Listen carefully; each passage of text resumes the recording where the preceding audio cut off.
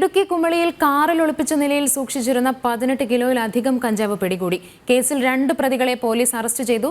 Kumily 1-ാം mile സ്വദേശി Muhammad Basheer, Amaravati 2-ാം mile സ്വദേശി Nawaz E Naseer എന്നിവരാണ് പിടിയിലായത്.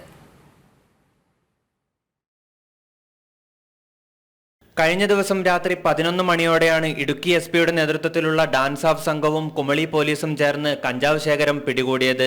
ജില്ലാ പോലീസ് മേധാവിക്ക് ലഭിച്ച രഹസ്യ വിവരത്തിന്റെ അടിസ്ഥാനത്തിലായിരുന്നു പരിശോധന. കേസിൽ കുമളി 1-ാം മൈൽ സ്വദേശി മുഹമ്മദ് ബഷീർ, അമരാവതി 2-ാം മൈൽ സ്വദേശി നവാസ് ഇ നസീർ എന്നിവരാണ് പിടിയിലായത്. ഡാൻസ് ഓഫ് സംഘം മഫ്തിയിൽ ദിവസങ്ങളായി പ്രതികളെ നിരീക്ഷിച്ചു വരികയായിരുന്നു. ആന്ധ്രാപ്രദേശിലെ വിശാഖപട്ടണത്തു നിന്നും കടത്തിക്കൊണ്ടുവന്നതാണ് കഞ്ചാവ് ശേഖരമെന്നാണ് പോലീസിന് ലഭിച്ച വിവരം. കേസിൽ കൂടുതൽ പ്രതികൾ ഉൾപ്പെട്ടിട്ടുണ്ടോയെന്ന് അന്വേഷിക്കുമെന്നും പോലീസ് സംഘം വ്യക്തമാക്കി. ജനം, ഇടുക്കി.